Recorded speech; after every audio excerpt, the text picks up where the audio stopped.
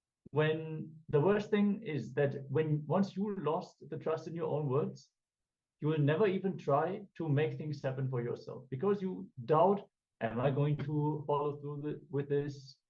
Will I be able to make a change? Will I be able to make a difference? I've been trying so many times, and you fall into depression. So integrity is you fulfilling the word and thought you give to yourself and to others, and experiencing a state of purnatva, completion with yourself and life. When you treat the word that you have given to yourself and others as your very life, you commit your life to fulfill that word. And if you see, even if I give my life, I will not be able to fulfill the word that I have given, you have to complete it. You have to remove the expectation you have put on others or yourself about that, what you declared, and then align to the new word that you are given.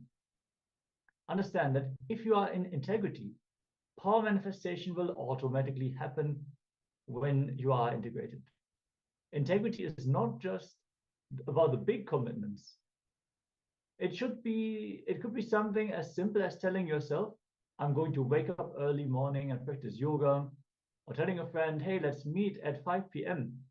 No matter what the word that you have given to yourself and others, honor it as per your life. That is real integrity. Why non-integrity? Unfortunately, not honoring words you give to yourself and others becomes a habit. In your very early in life, when you're kids, it's become a habit. Why should I have to listen? That is how it gets started. And you completely forget about the integrity. As we grow up in life, we never taught to respect our words. By the time we are an adult, we have stopped honoring the words we give to ourselves and others. Because your muscle memory, it becomes your pattern. It becomes your thinking trend and the very way of your living. At least from today, at least for the next 11 days, experiment being in integrity. Honor every word you give to yourself and to others. If you're not able to honor any word you give, complete that. For an example, if you give a commitment to finish a project, you took up by a particular date, do everything it takes to see that you finish and submit that project on time. In the worst situation, if you are not able to fulfill your commitment, speak to yourself and ensure you are complete. Yeah, or for the example of the friend, you wanted to meet at 5 p.m. Let's say you get in a traffic jam and the expected time of arrival is 1 hour later now. You have to inform your friend that you're going to be late. Otherwise, they are going to be very disappointed. They might even leave the place where they were waiting, and the whole meeting might not happen. So just completing means removing the expectation that you're not going to be able to fulfill. So when you give your word, you create an expectation in the other person. And as an extension of you, you have to complete with it. So this completion brings self-confidence in you. When you don't bother and go on breaking your words, you will lose self-confidence and self-respect on you. The first step towards life is honoring or completing every commitment you gave to you and to others. No incompletion in your being with the life. So when you are in integrity, you will not accumulate more incompletions, and you will fulfill what you have already taken up. It is a very alleviating process to complete with all the unfulfilled words, because subtly they will be there as an undercurrent. We know that we haven't fulfilled a word that we have given to a friend. Maybe we have borrowed some money and we told we would pay it back at some time, and we haven't paid back the money. So every time we meet that friend, the money, the unfulfilled commitment will be there as an undercurrent in every conversation.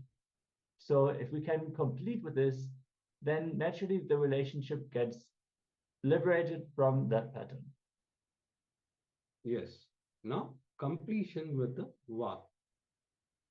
Whatever commitments, words, promises you gave it to you and others and did not honor and fulfill, where you did not restore your integrity, where you have not even completed, please list. See, if you have honored, you don't need to pen down. If you have completed with them saying that I'm not going to honor it, you are on your own way. So I am on my own. Even then, you don't need to pen down. If you neither completed nor honor, please now pen down and make the list. Please have your books and pen along with you so that we can enter into this exercise. So wherever you didn't honor, you are going to pen down. Or you have not completed, just pen down, make a list and pen down.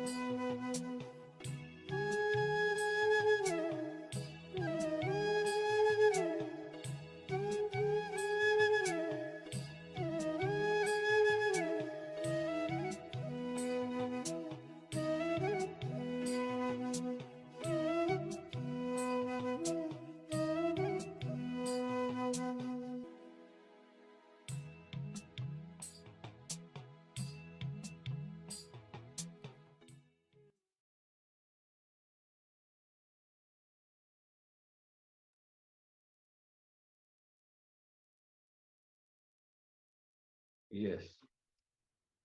You have completed writing. Now, let's enter into the second step. Now we are going to give a commitment to yourself to be in integrity and complete with your words, promises, and commitments you give it to yourself and others.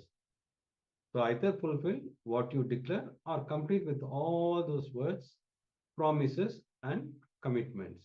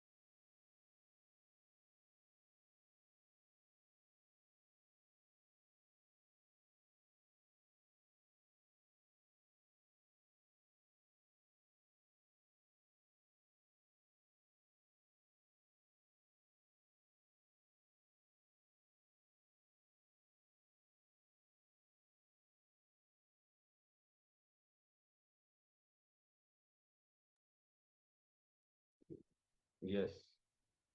Now, let's enter into the next step.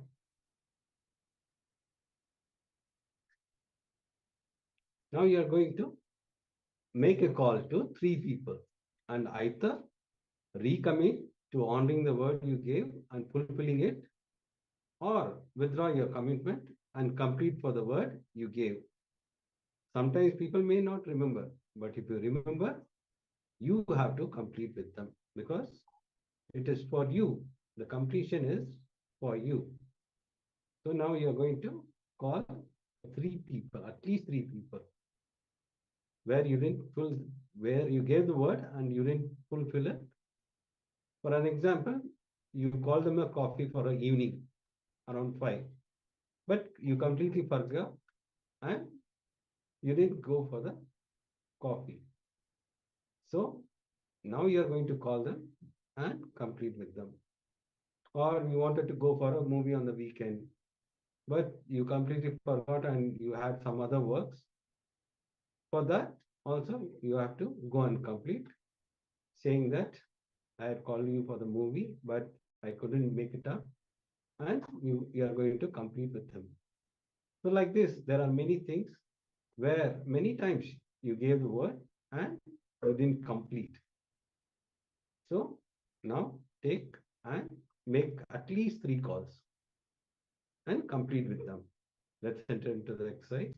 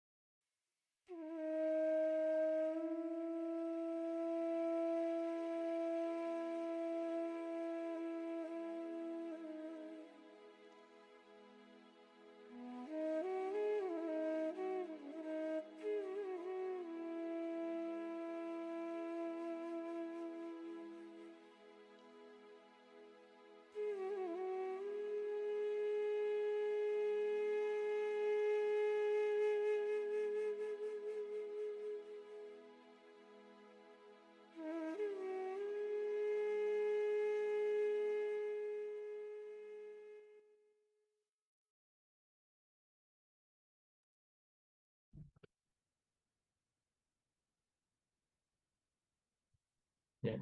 Now that we have all hopefully made the calls and completed with the unfulfilled words that we have given, this is the best time, directly after the completion, to enter into power manifestation.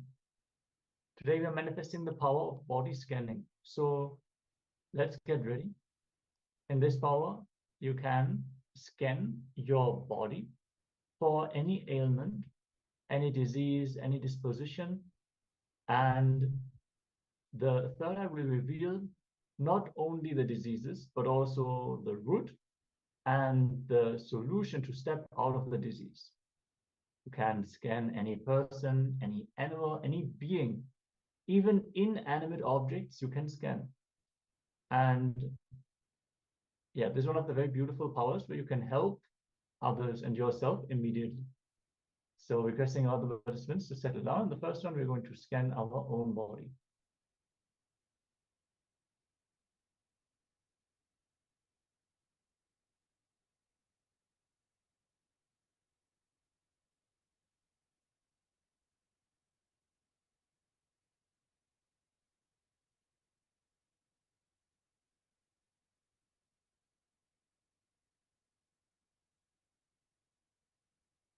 Okay. First, we're going to enter into the Shastra Pramana, the scripture references of the science. The Pramana is from the Vijnana Bhairava Tantra, Sutta 48, Dharana 25, and goes as follows. Dehantare tvak vikbhagam vitibhutam vichintayet nakin chaitantare tasya yayan adyeya bhagavavet. Yes, in Vijnana Bhairava Tantra, Sutra 48, Dharana 25, the translation is: visualize that your body is enclosed, supported by your skin, surface, and there is nothing existing inside the skin. It is empty. You will feel empty inside the body.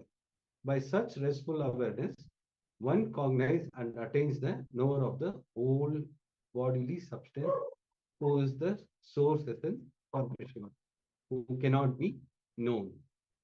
We are going to feel that empty in the body, just the skin, and there is complete emptiness. That's going to be the visualization. As we connect to Swamiji during this power manifestation, visualize Swamiji in your inner space and chant the Mahavakya. Nityananda Paramashivoham Nityananda Paramashivoham Nityananda Paramashivoham. Keep vibrating with the Mahavakya and scan your body. Don't try to see anything. Just surrender to Swamiji. Let him reveal whatever needs to be shown. And trust that anything that is revealed is shown by him and is the solution that you need for your body right now. Let us enter into this round of the power manifestation. Keep chanting the Mahavakya. Let this round of the power manifestation begin.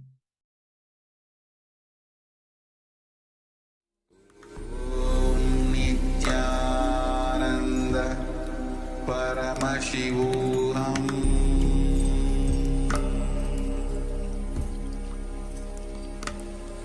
Om Nityananda Paramashivoham